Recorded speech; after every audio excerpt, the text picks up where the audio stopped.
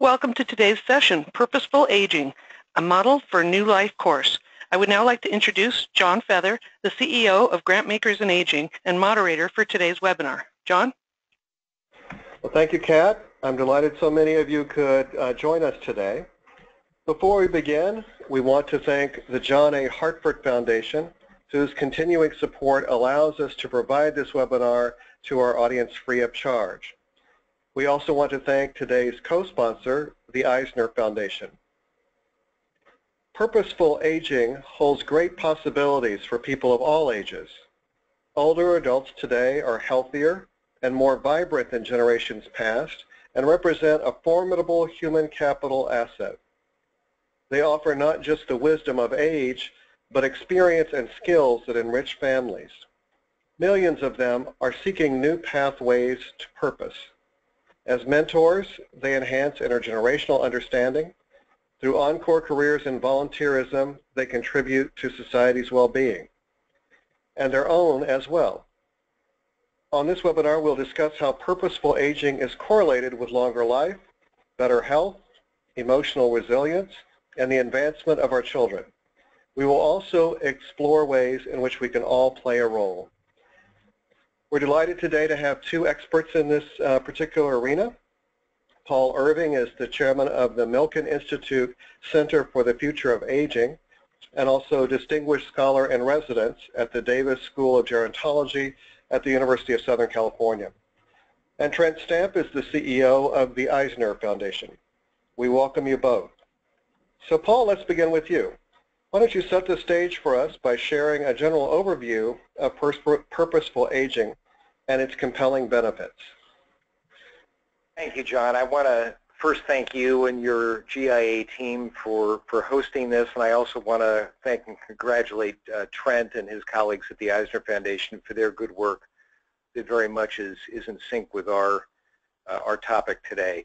So I'm going to go through our slides very, very quickly, particularly the initial slides, so we can get to the back. And I want to make the point, and I know, John, you'll reinforce this, that these slides are available to all the listeners today who I, again, want to welcome. So if we can go to the next slide quickly.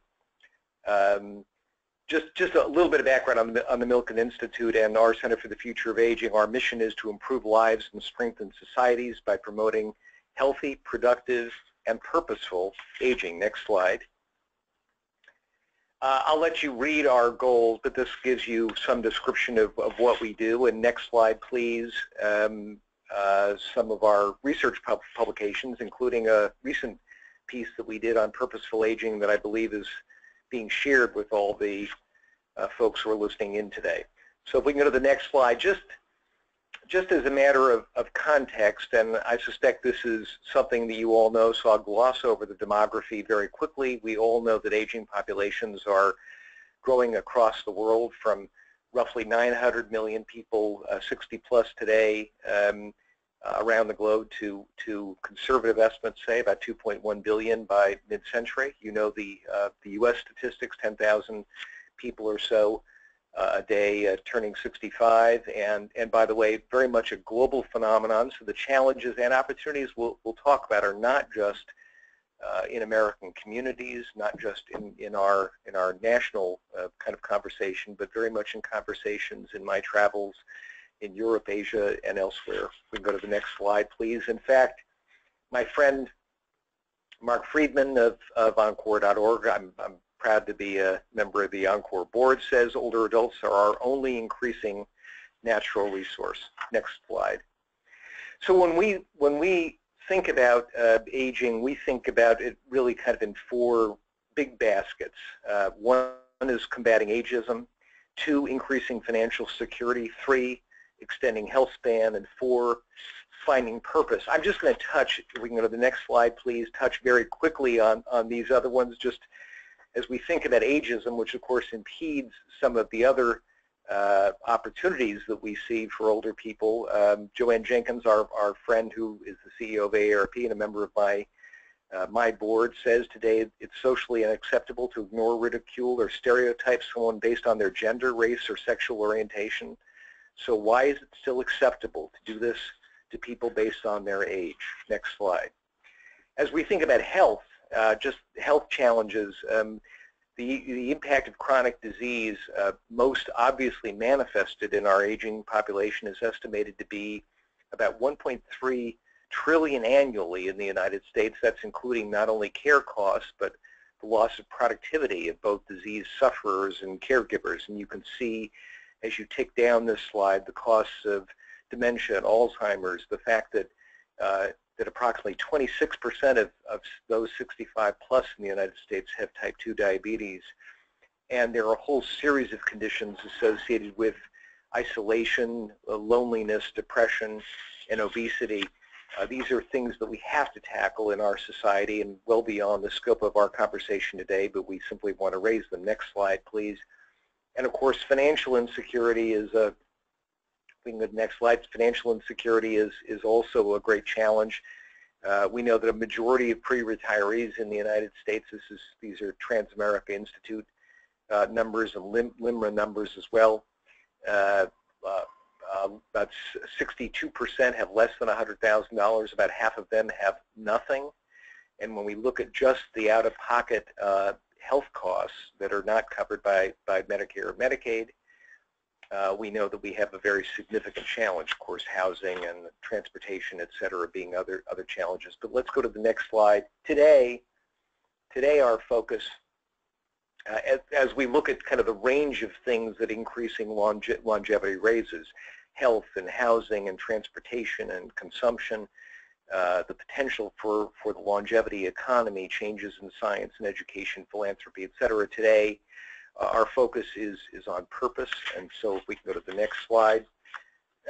So when we think about this question of purpose, what we're really talking about is the manifestation of this notion developed and articulated so well by Erik Erikson in the early 1960s and built on by George Vaillant at Harvard and others, and that is this sense of generativity, the impulse to pass the torch and use our knowledge, skills, and experience to improve life for future generations.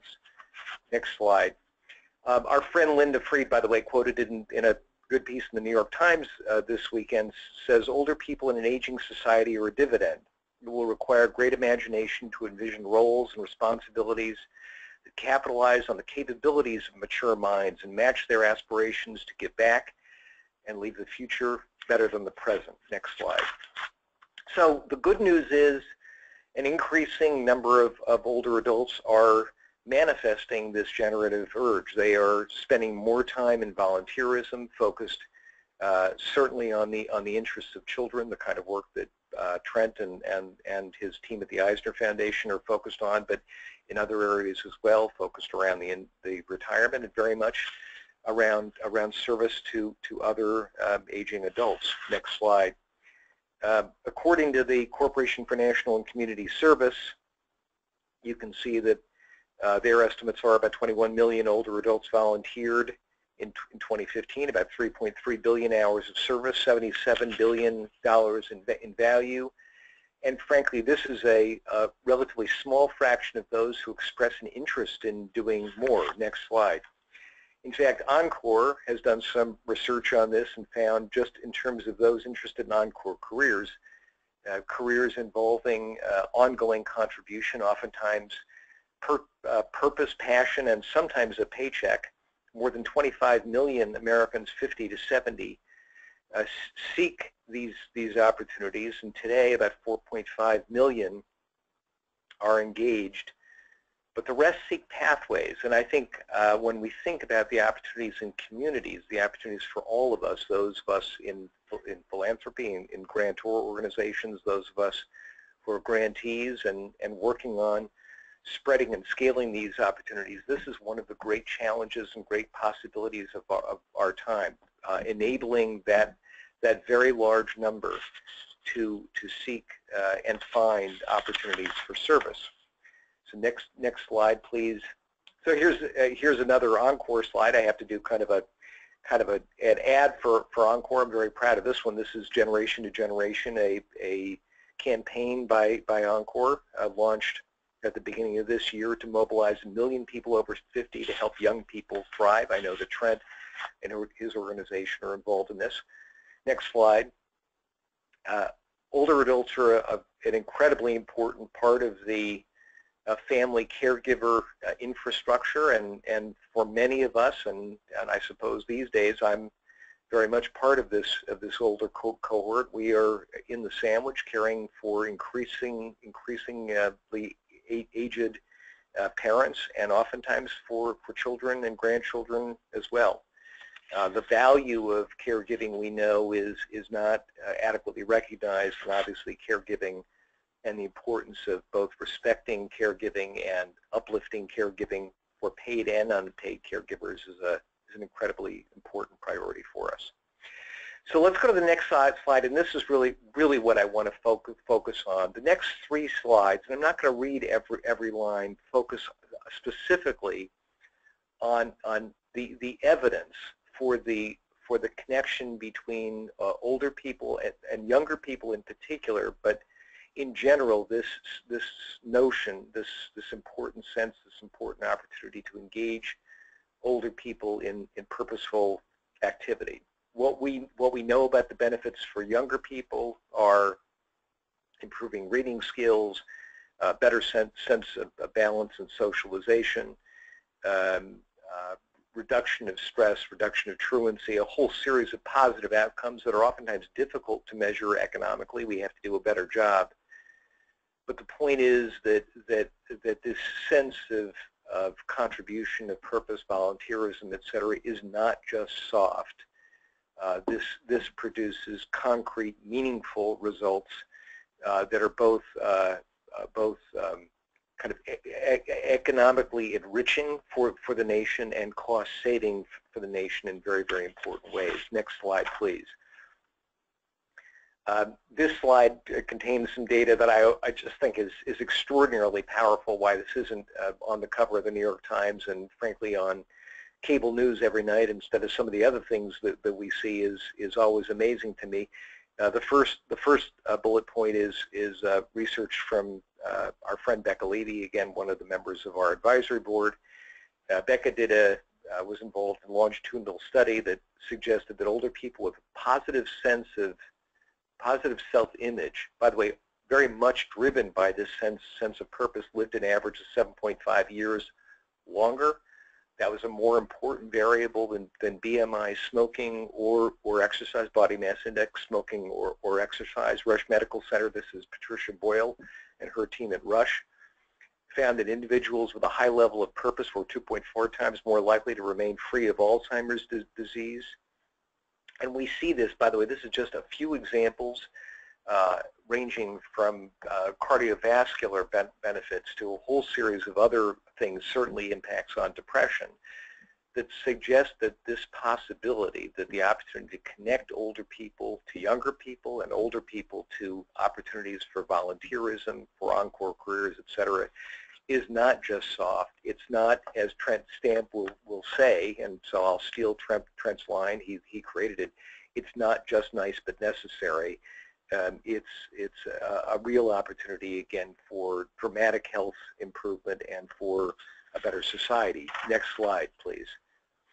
Same kinds of things you'll see on this one. By the way, I just want to make one brief political point. So you'll see in the second dot on this next slide a reference to foster grandparents. Foster grandparents is a program of the Corporation for National and Community Service, the same agency that oversees AmeriCorps, et cetera. And for those who follow what's going on in our federal government, and I will say, by the way, I am doggedly nonpartisan, post-partisan, but we should all be aware of the fact that one of the agencies suggested for elimination is that agency, the agency that oversees AmeriCorps, foster grandparents, and a range of other incredibly important, impactful, and successful programs in the United States. And you'll see, again, as you look more carefully at this slide, other evidence for the benefits of purposeful aging. So next slide.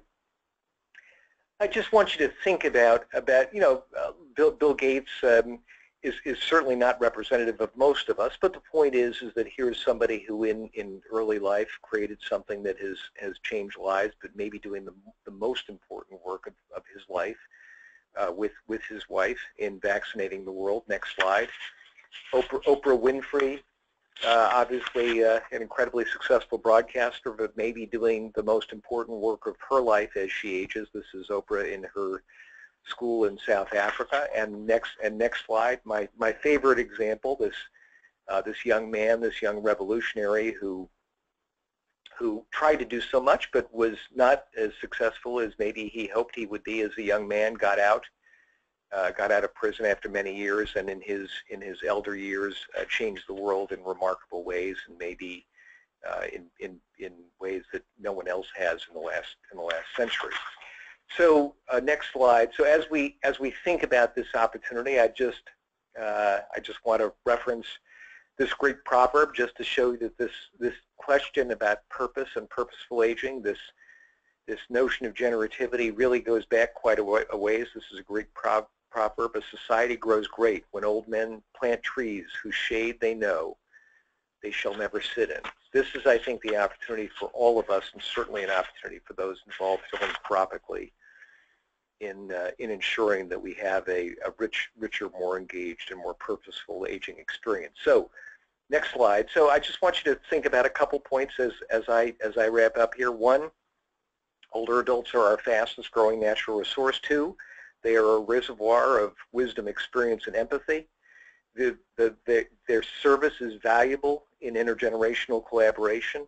That's not only good for those they serve, it's good for them. It's an antidote to physical and mental decline, and an opportunity for longer and healthier lives. And I have to, since I have Grantmakers on the phone, if we can go to the next slide, just make this broader pitch that all of us need to do more to combat institutional and cultural ageism, to take advantage of the experience, wisdom, and generativity of older people, to retain and retrain older workers, acknowledging the value they bring to employers and younger colleagues, to recognize paid and unpaid caregivers, to develop age-friendly communities with infrastructure designed not only to maximize the lives, to improve the lives of older adults, but to enable them to engage and serve others in our very needy society, and to encourage and enable purposeful aging, including policy innovations that will enable older people to take up meaningful activities and stay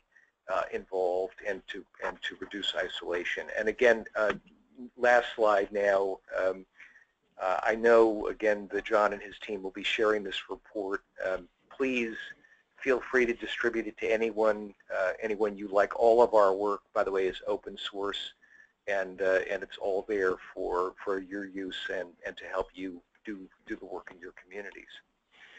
So, John, I'm going to turn it back over to you. Thanks very much, and again, look forward to questions and follow up as we continue today. Well, thanks so much, Paul. And I want to remind our audiences of a couple things. One is we do have a handout as part of this presentation.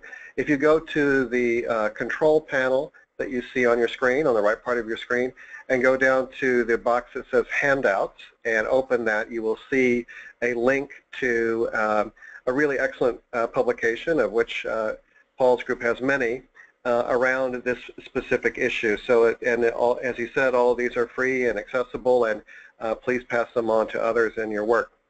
The second thing is we will be having a question and answer session at the end of the next presentation. And so if you go to the same control panel and go down to the question box and open that and start typing in your questions, I will be asking them to our speakers in a few minutes. So with that, I want to turn to Trent. And Trent, tell us more about the Eisner Foundation's intentional intergenerational programs and how others can better support the benefits that this provides for older and younger people. I will, John. Thank you very much. Thank you to you, and thank you, obviously, to Paul. It's a great honor to serve on the board of both the Center for the Future of Aging at the Milken Institute and at GIA. So it's nice to get together today just to talk about this a little bit. Paul has already made an overwhelmingly convincing case for why intergenerational programs work, but I'll just cover it briefly, and like any good foundation, steal some of his thunder from his good academic work, and pretend once again that it is ours. So next slide here. The Eisner Foundation, just for those grant makers that are out there that have offered to give up an hour of your time on a Monday morning, I appreciate that, or a Monday afternoon, wherever you may be. The Eisner Foundation has historically been a children's funder. We're 20 years old, and when Michael Eisner, our founder, was working at Disney, it obviously made sense that we would invest in children's-related programs. And then when I came aboard just over 8 years ago, we decided to add aging as a small but separate focus. And from that grew out the Eisner Prize, which has been, for the last 6 years, has been the nation's leading prize, a $150,000 or $100,000 award, depending on the year, depending on our corpus, has been the prize for the best intergenerational organization nationwide. And the reason why we launched that a few years ago is that we were trying to do a couple of things. We were trying to shed light on this area, on the growing world of intergenerational programs, because we thought that they were compelling, we thought they were captivating, but we also were trying to educate ourselves. We're a regional funder here in Los Angeles in Southern California, and we wanted to learn from those outside our area that were doing amazing work and try to figure out what worked, what didn't work, and what we could potentially replicate here in Los Angeles. And then, you know, the last reason was selfish, which was maybe we could find some programs that we could bring here to Los Angeles, intergenerational programs that were working. And if those programs weren't ready to be replicated here in our community, maybe we could find programs that we could steal some of their best practices from and integrate and incorporate into some of the other programs that were already existing in Los Angeles and Southern California. So we created the Eisner Prize. We got some decent press attention, and we also learned a lot about what we were doing, and we identified a bunch of organizations that we thought were doing really amazing work. And kind of springboarding off of that, in 2015, we decided to put all of our funding into becoming what we think is the first and the only intergenerational funder here in the United States. And it's important for grant makers out there who are spending time on this call to try to figure out, who are about to turn off their phones and say, well, we don't have any desire to be the second intergenerational funder here in the United States. Our goal is not to create intergenerational programs. That's not an outcome measure, that if we invest in you and at the end of the day you have an intergenerational program, that therefore our work here is done. What we're trying to do is improve the communities in which we work. And the lens and the tool in which we've worked is intergenerationally. We find that those organizations that are willing to utilize these types of techniques oftentimes have higher outcomes and better measurement than other organizations that don't look for intergenerational solutions as a way to address their need, whatever that need may be, whether it's working in the public schools or cleaning up the environment or improving health care or, doing advocacy work on behalf of underprivileged communities. We don't necessarily care about what your program is.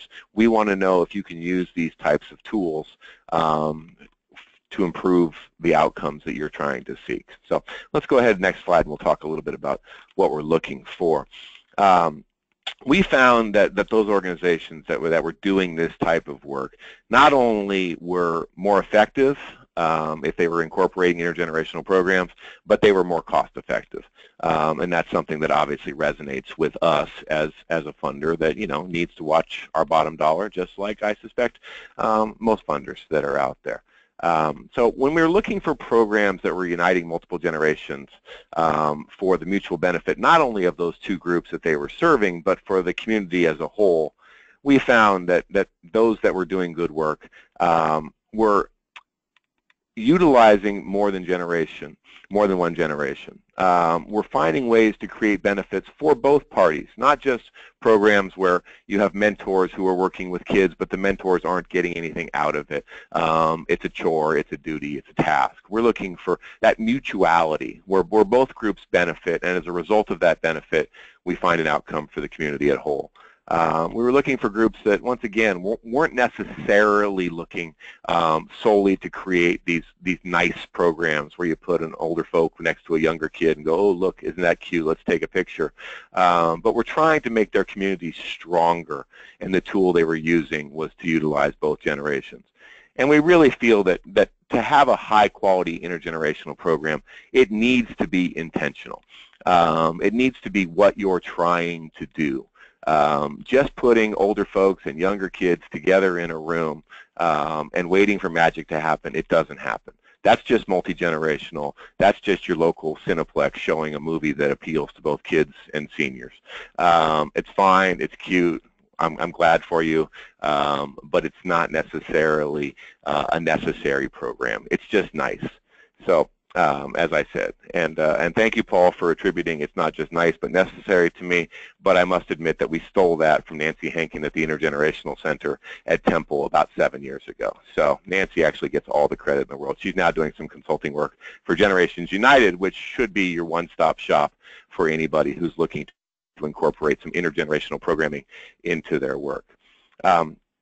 It's important to understand that that here at the Eisner Foundation, once again, our goal isn't just to create intergenerational programming, but to create high-quality programming using an intergenerational lens. Next slide, please.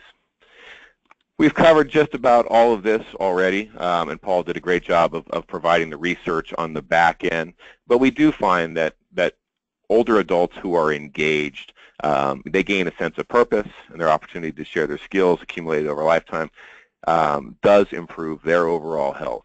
We found that not only are seniors good volunteers, good mentors, but they're actually the best volunteers and the best mentors. The data is overwhelming that kids learn better from folks who are 50, 60 plus, that those folks are more patient, they've got a more lifetime of learning. They're not in it to pad their own resume. They're actually better mentors. They're actually better tutors. We found that children have the ability to form relationships with caring adults, and that does indeed link to academic success, fewer behavioral issues, and more empathy, which, you know, doesn't seem like a bad thing to have here in our society. Not only reduces stress on our healthcare, our school, our assistance programs, but it creates the foundation for stronger communities. We find that this is a win-win-win kind of situation, and again, not just nice, but necessary. Go ahead and flip to the next slide, please. I think we've covered just about everything here on this slide, other than, you know, once again, going back to the idea that it's not just nice, but necessary. We as a society have to figure out what we're going to do about what they call the silver tsunami, or the graying of society. The demographic explosion is coming in a way that's unprecedented here in this young country. And we can either run from it, which is what people tried to do when I was in college and grad school. They tried to tell us that the old folks were coming for my Social Security, and try to create a generational war, which is obviously kind of not natural and unbiological. Why on earth would older folks be here to try to create a zero-sum game where they can get whatever they want, and at the expense of younger people? So we need to figure out a way to flip that dynamic, to flip that discussion, because if we don't figure out a way to link folks up intergenerationally, we're going to have financial issues, but we're also going to have moral ones. We need to take care of our older folks, and our older folks need to help take care of our younger folks. We really are in this together, and it's not just nice, but necessary. So here at the Eisner Foundation, we're just not buying into the narrative. We've decided that we're just going to throw it out. And we can look at seniors as a drain on our economy, and as people who need to be warehoused, or we can look at them as valuable resources who are a way to bridge a path to the future. And I think that the latter option is not only not a naive one, but it's one that's backed in data and evidence, and it's an ideology that we want to embrace as a foundation. So. What can funders do? You know, obviously look at what you're already funding, but look at it through an intergenerational lens. Many organizations that you're already working with are doing this work, or they're ripe for doing this work. You know, a great example for me to give out is, you know, we gave our Eisner Prize a few years ago to Experience Corps. Experience Corps is an organization, for those of you who aren't familiar, that works with kids in low-income schools, primarily elementary, third grade level, who have low reading scores. and they bring in high-quality senior volunteers to work with those kids primarily as reading tutors and as presence in the classroom. And the goal of Experience Corps wasn't to figure out what to do with a bunch of older volunteers who were sitting around their houses. Their goal was to improve third-grade reading scores. And they found that the best way to do that was to mobilize this group of highly qualified senior volunteers who were desperately waiting to give back to their community. Not only did the reading scores go up, but the seniors were more engaged, they had a better purpose, they lived longer, their health scores went up, and they created a better sense of community in the town, in the cities where they work, where seniors are more likely to vote for property tax increases that benefit the schools, and the kids are more likely to show more empathy and go and help clean up the senior centers and those types of things. It's a win-win-win, but the goal wasn't to create an intergenerational program. The goal originally was to improve third-grade reading scores, and they found that the best way to do that was by mobilizing a senior volunteer corps. So as a result, my second point would be to, be open to collaboration. You may be hanging up the phone right now saying, we're not an intergenerational funder. Well, if you're an environmental funder or an education funder or a health funder, reach out to others and see if there's a way that you can work intergenerationally to try to create the outcomes that you're looking for. Be flexible, encourage pilot projects, emulation of successful models seen elsewhere, and advocacy, because like I said, this intergenerational focus can cross all kinds of sectors. So the last thing I would offer up is just, if you would like to see what I'm talking about, you can go to our website at the EisnerFoundation.org, just EisnerFoundation.org, and look at our recent grants, because there's a long list of organizations there that you'll see and you'll think, that doesn't really make a whole lot of sense to me, because they're all across the board in different kinds of ways, but the common theme is that they're all working intergenerationally. You'll find A26LA, which is the great reading advocacy organization where they've created a cadre of senior volunteers. You'll find Bethzetic, which is a legal services organization here in Los Angeles, where we've helped fund a kinship care project where we're trying to keep intergenerational, multi-generational families together. There's the Los Angeles LGBT Center that is creating intergenerational housing for older gay and lesbian folks living side by side with kids coming out of foster care who are often looking for mentors and looking for temporary housing. We're doing a study at Cal State Northridge and another one at UCLA focusing on intergenerational programs among not only the healthcare industry but among low-income populations. Obviously we're funding the Encore.org nationwide Generation to Generation campaign, which is to mobilize over 1 million people over 50 to stand up and advocate on behalf of kids. So I'm not sure exactly what you fund, but I think that you can find an organization that's working intergenerationally that can help you strengthen your own grant making. So I will stop at that point and throw it back to you, John, and I'll be happy to answer any questions about what it is we do and how we got started and lessons learned along the way.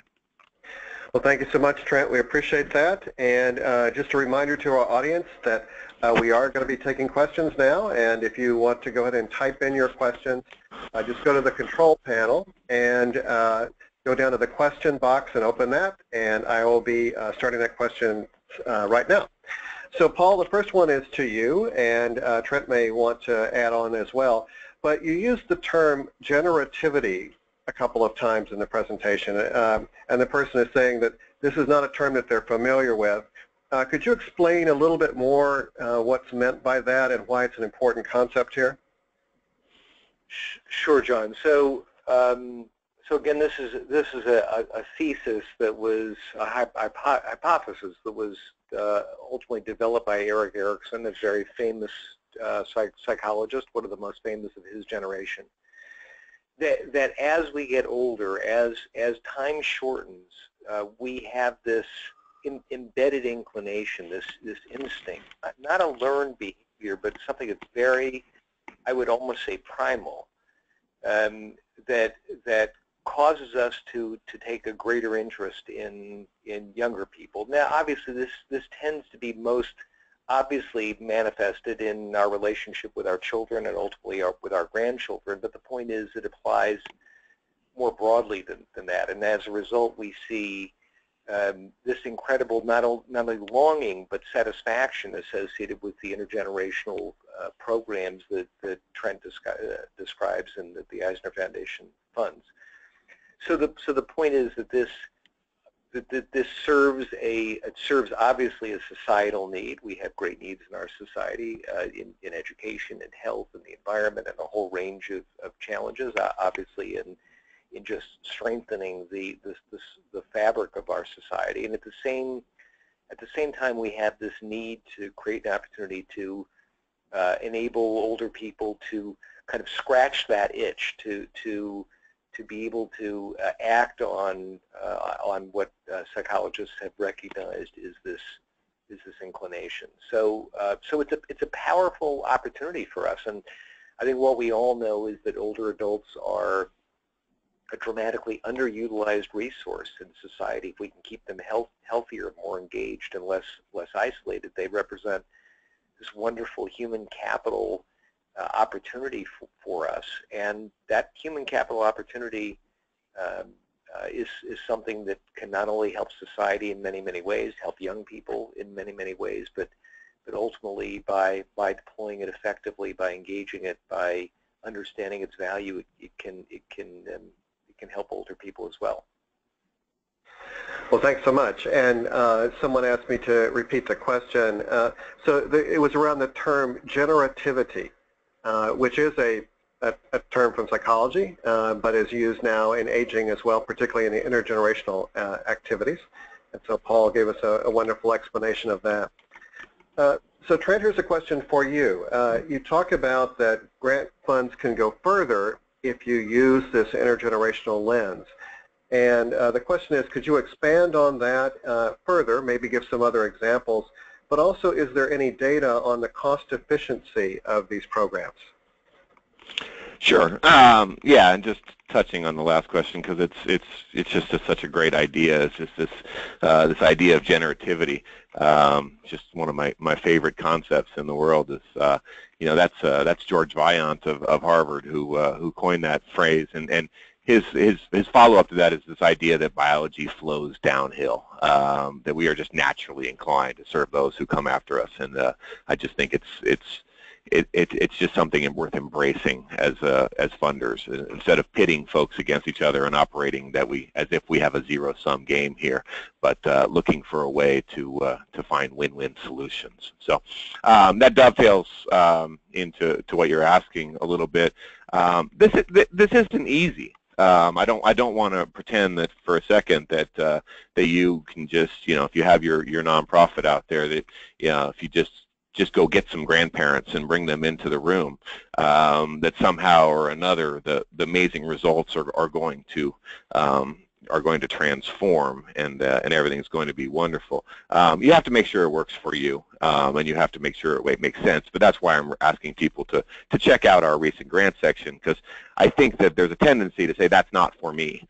But if you realize that in many cases this intergenerational relationship, these intergenerational mentoring kind of situations can go, they can go both directions. We have a lot of organizations where kids are working to help outcomes for seniors, and a lot of cases where seniors are working to increase outcomes for kids. And we also have kind of intergenerational programs where we work with both moms and with their children, and with newly retired folks, with people who are just entering the workforce. But it's all designed around the idea of improving outcomes for the community first, and by working with those two groups.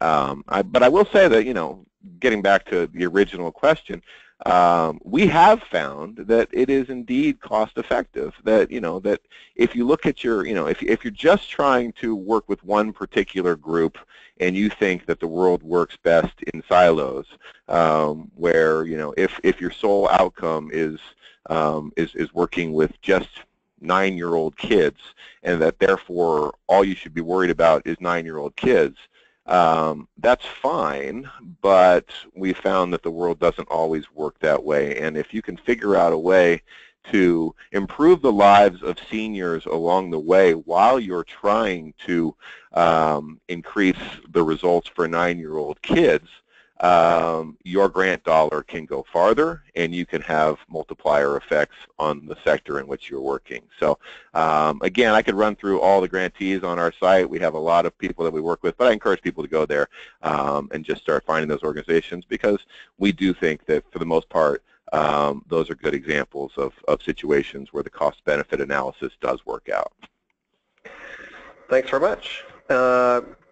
Paul, back to you for the next question.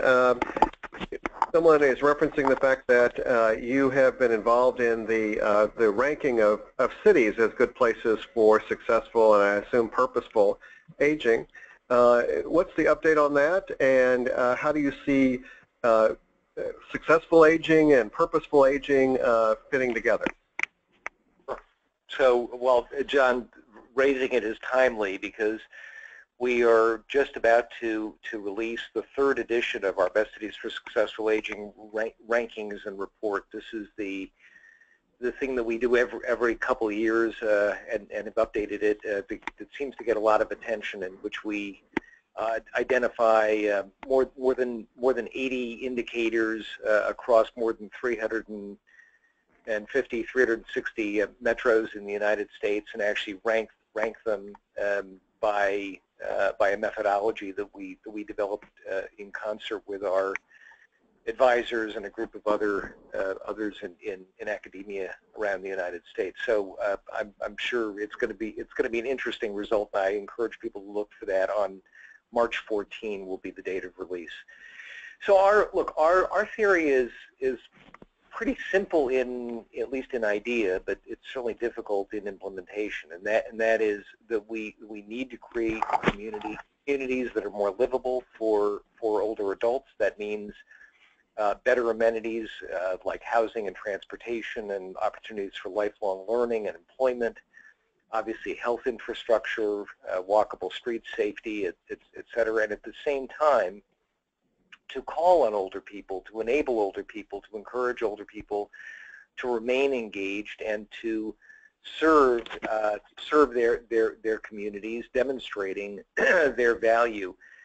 You know, I think that one of the dangers that many of us have in this field, who care about older adults and who recognize their potential, is we live in an echo chamber. We want to kind of believe our own ideas, but we have to persuade others. And I think one of the things that many of us recognize who look at polling data and spend a lot of time with business leaders, public policy leaders, et cetera, is that older people tend to be dismissed as unimportant, as irrelevant, as a population whose contributions have passed. So we have to create reasons for people who may not have the same beliefs that we do to get behind services and supports to increase funding and activity that will create better older lives. So I think part of the way we do that is to, again, both highlight and grow the kinds of programs that Trent is supporting, and that many others are beginning to as well, that recognize the value of older people to our society and their potential, again, as a human capital asset. So our report talks about data, which is what we base it on, and then we also have a series of other things that surrounded a mayor's pledge initiative, about 180 mayors in the United States today, and we highlight a series of programs that we think represent the opportunity for scaled and spread solutions that will benefit not just older adults, but people across the age spectrum.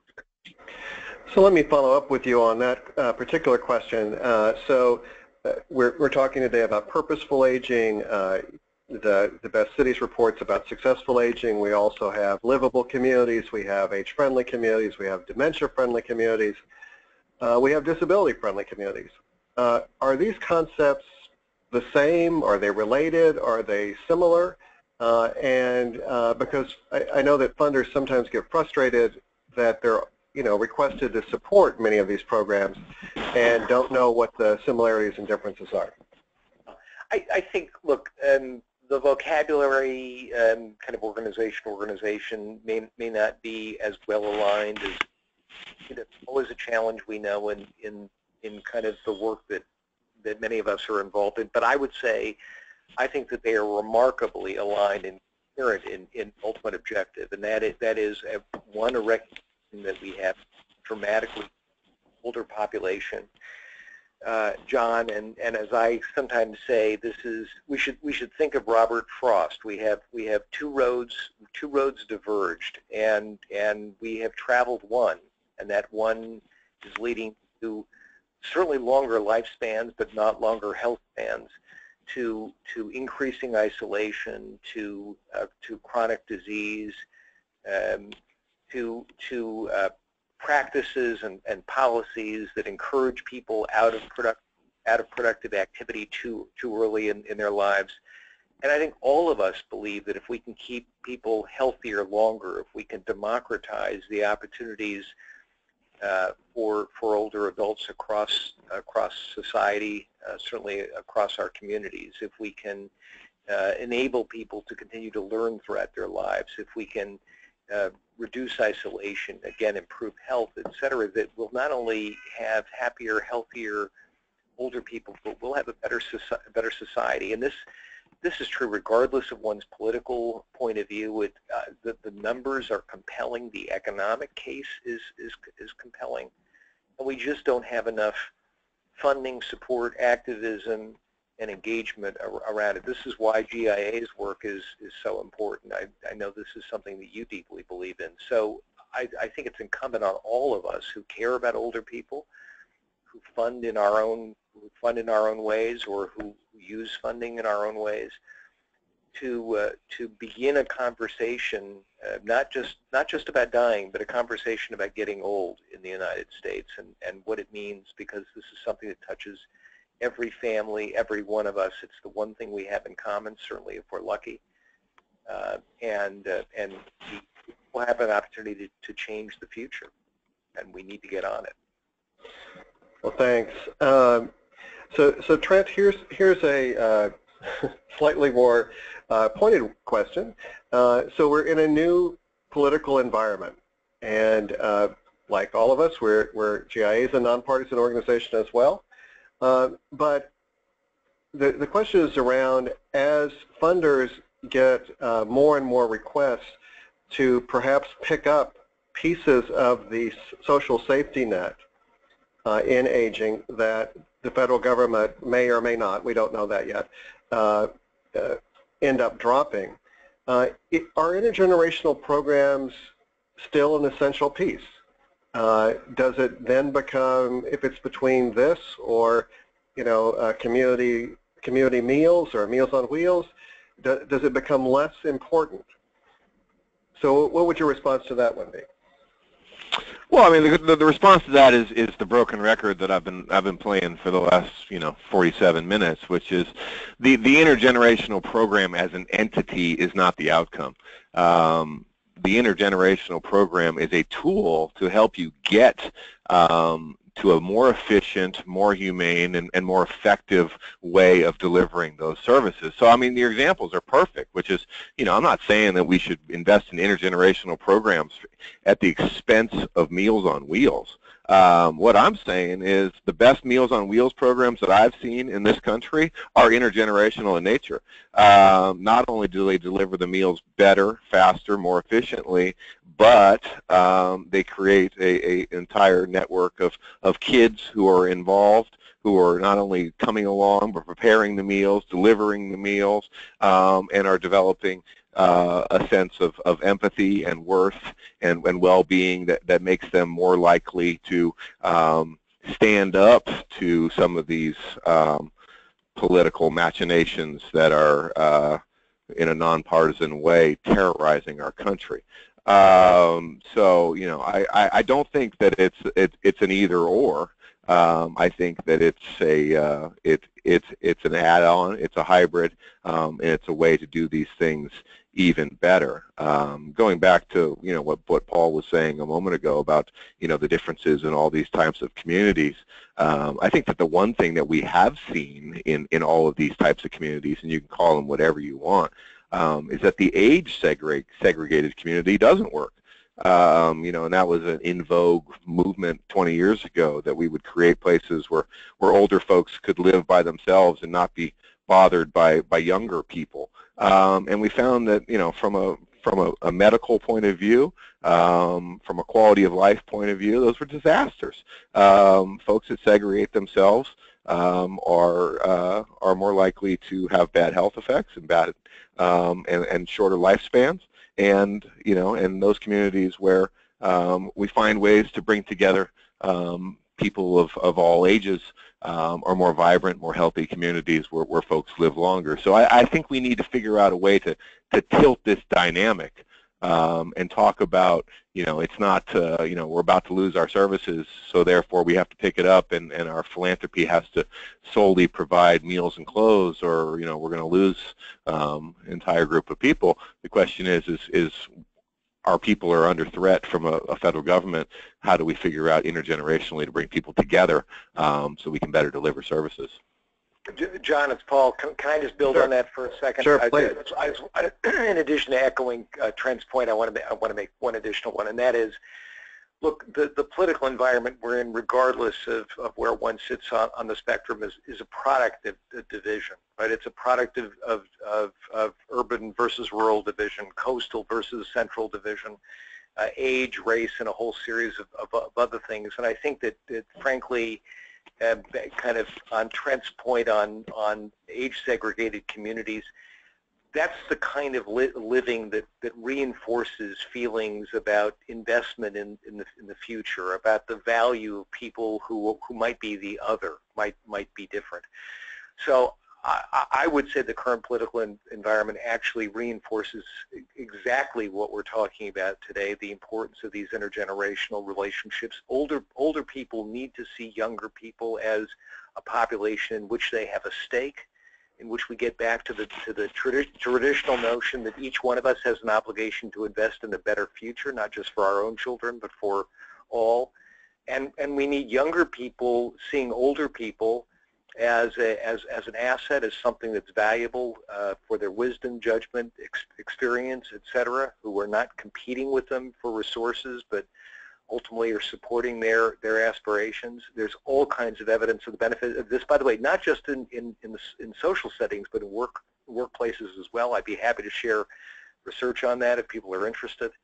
And so I would just make the case that I think the current political environment reinforces the fact that, again, I'll use the not just nice but necessary metaphor, that this could not be a more important time for connecting the generations for both of their benefits.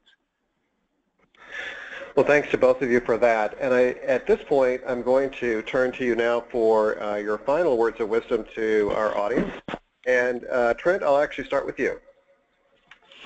I don't have any words of wisdom at this point. My God, John, we've been going for 52 minutes. I used up every word in my vocabulary.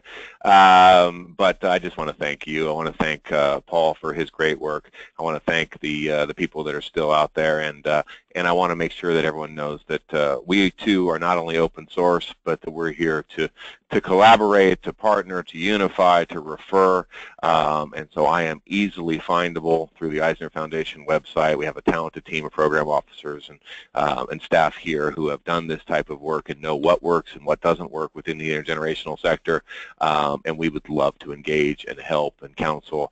So if we can be of any assistance to anybody out there, please contact us, and we'll tell you what we know. Thanks very much. Paul? So, John, I think the only thing I would say to a group of funders, I would say it as a grantee, is we need many more of you and many more dollars. When I say we, this field, the field that supports older adults, number one, and number two, supports these intergenerational activities. And as somebody who's trying to get this idea in front of the giving pledgers and various others, John and I have had this conversation. There is still, I think, a deficit in understanding about the stakes and the importance of supporting programs for older adults. So I think the really important thing that I would say to a group of grantors is that this should be a conversation at every dinner table you're at every meeting you're at, And the question is not just how can you help each other, but how can you recruit others to the cause. We need more. We need it faster. There are great opportunities to improve society for all, but we need a whole lot more attention paid. And that will lead to a larger Grantmakers in Aging, John. Well, thank you so much. I want to thank Paul Irving, the chairman of the Milken Institute Center for the Future of Aging and distinguished scholar in residence at the Davis School of Gerontology at the University of Southern California, and Trent Stamp, the CEO of the Eisner Foundation, for their participation in today's program. We thank you both for all that you do to make life better for older adults and people of all ages. I also want to thank the John A. Hartford Foundation and the Eisner Foundation for their support of today's program. We will be making this presentation available to anyone who wishes to view it later, including both the slides and the audio. Please watch for a rebroadcast link on our website or contact Grantmakers in Aging at info@giaging.org. And please join us for our next webinar, New Models for Senior Transportation, the Rise of the Sharing Economy, on Thursday, May the 4th, 2017. More information and the registration link will be available at the GIA website, and you can go there at any time. And finally, I want to thank all of you for participating in today's webinar. Have a great day.